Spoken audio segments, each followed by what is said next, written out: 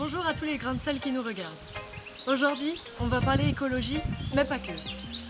Comme vous le savez, les déchets s'accumulent sur notre belle planète, au point où certaines îles sont entièrement utilisées comme déchetteries. Aujourd'hui, on va donc aborder le zéro déchet, d'abréviation ZD ou ZW pour Zero Waste en anglais. D'après l'association Zero Waste France, le zéro déchet est une démarche globale et participative composée de 3 piliers fondamentaux.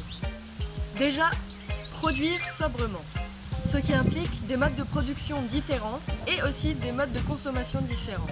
Je suis donc allée poser quelques questions à Céline, la gérante d'une épicerie zéro déchet à Strasbourg. Parce que déjà ça simplifie la vie, même si on a l'impression au début que c'est l'inverse. Tout paraît plus clair dans les placards, c'est une première chose, dans la salle de bain. Et en plus surtout parce qu'on peut réduire considérablement la poubelle. Et aussi un peu limiter, diminuer le budget des courses. Ça vous permet aussi de manger mieux et de ne pas gaspiller, parce que quand on achète un paquet de farine parce qu'on veut faire une recette alors qu'on a besoin d'un tiers du paquet, mais au moins dans des boutiques vrac on peut prendre que la quantité qu'on a besoin. Ça c'est super important.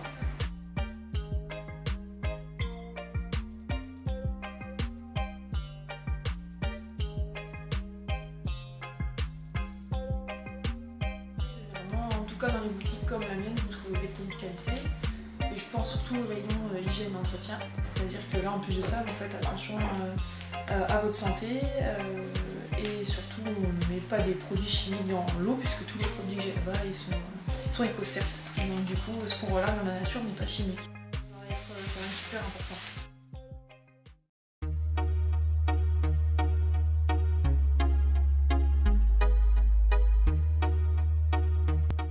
Alors déjà, il ne faut pas vouloir tout faire d'un coup. Ça, c'est pas la clé du succès, il faut y aller par paliers. Il y a des paliers, des moments où on redescend. Il faut commencer par supprimer certaines choses à la maison. Le sopalin, les cotons démaquillants jetables. Il faut refuser tout ce qui est sachet plastique dans le commerce, les bibelots qu'on vous donne, les crayons, les machins, tu vois. Il faut refuser.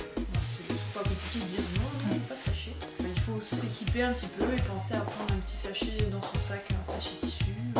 Ou par exemple avoir un gobelet qu'on a au lieu d'avoir des gobelets jetables non mis à côté. Voilà. Il faut repenser un peu différemment et prévoir. C'est pas compliqué, au début ça paraît difficile, puis en fait après ça va très vite. Si on a informé son entourage, parce que c'est vite compliqué quand vous avez les beaux-parents, les amis qui viennent, vous ramènent des trucs emballés, un bouquet de fleurs avec un gros plastique autour, merci. Voilà, donc ça faut pas hésiter à le dire. Et comme dit, y aller au fur et à mesure. Alors par exemple, il faut se confectionner des petits sacs en tissu, ou des choses pour aller chercher des fruits et des légumes. Il faut changer, bien sûr. Commencer par faire ses courses dans les magasins qui vous proposent du vrac. Au lieu d'acheter des légumes bio en grande surface qui sont emballés, suremballés, il faut aller chez les producteurs. Ça se fait au fur et à mesure. La difficulté qu'on rencontre fréquemment, c'est surtout cette histoire d'emballage qu'on demande chez les commerçants. Où des fois ça paraît bizarre. Au début on a un peu peur, on dit là qu'est-ce qu'on va me dire, je vais me ramener avec le super qu'est-ce qu'il va me dire. Et puis surtout on est en tout et l'emballage. Donc il faut être attentif. Mais sinon il n'y a pas de difficulté insurmontable. Les prix sont-ils plus ou moins élevés? À qualité équivalente, le vrac est moins cher. À qualité équivalente, c'est ça qu'il faut bien souligner, c'est-à-dire que il y a quand même en tout cas dans ma boutique, j'ai des produits de qualité que vous ne trouvez pas forcément en grande surface. Donc il ne faut pas comparer ce qui n'est pas comparable. Ça revient moins cher puisque vous contrôlez les quantités que vous achetez. Alors que ailleurs vous contrôlez, tout ce qui est emballé, vous ne contrôlez pas vraiment. Vous achetez ce qu'on vous dit d'acheter. Alors que là vous contrôlez. Moi personnellement j'ai atteint le zéro déchet. Non, parce que déjà le zéro déchet je trouve que c'est utopique. Zéro déchet c'est compliqué, on a toujours un petit quelque chose. Même Bea Johnson qui est une pro, elle arrive à avoir un bocal par an, mais c'est quand même des déchets.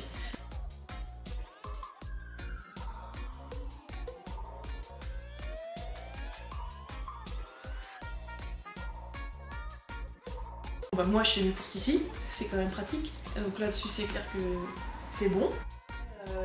J'ai pas de frais dans le magasin, donc je suis obligée forcément d'aller faire mes courses comme tout le monde. Et mon boulot étant très prenant, je prends pas le temps régulièrement de faire des courses comme je le voudrais à 100%. Alors j'ai fait des sachets de légumes, tout ça c'est bon, mais il y a encore quelques déchets qu'on peut éliminer. Mais là, je suis sur un palier, c'est suffisant, il faut y aller au fur et à mesure.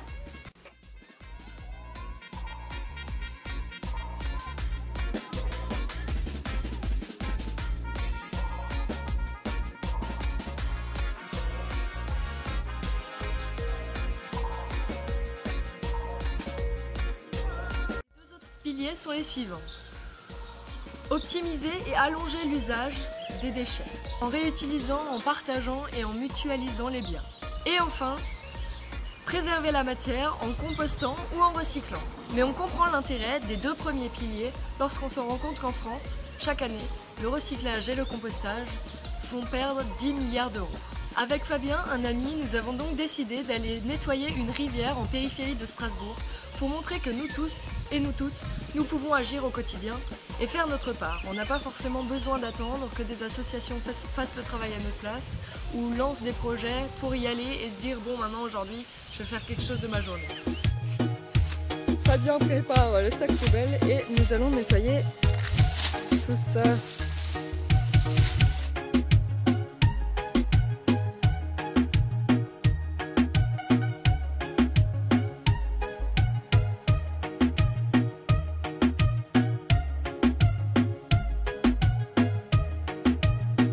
Et du coup en fait on pense que tous les déchets viennent ici et se font arrêter dans ce truc.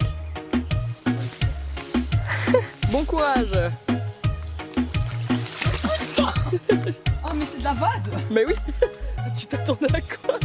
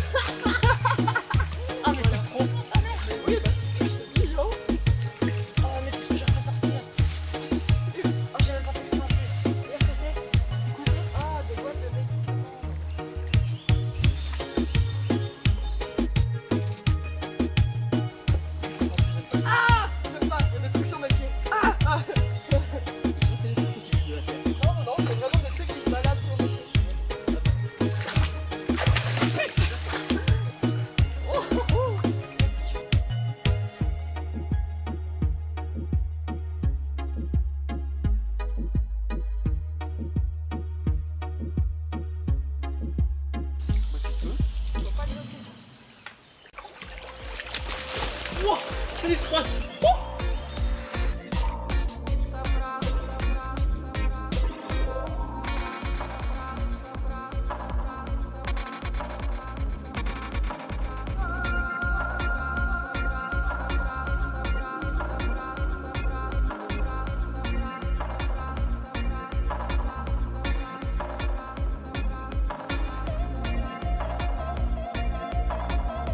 Ce que nous avons énormément ramassé, c'était du polystyrène, des bouteilles en plastique, des balles de tennis, des briquets, bref, on a trouvé tout, même des chaussures et une roue de vélo.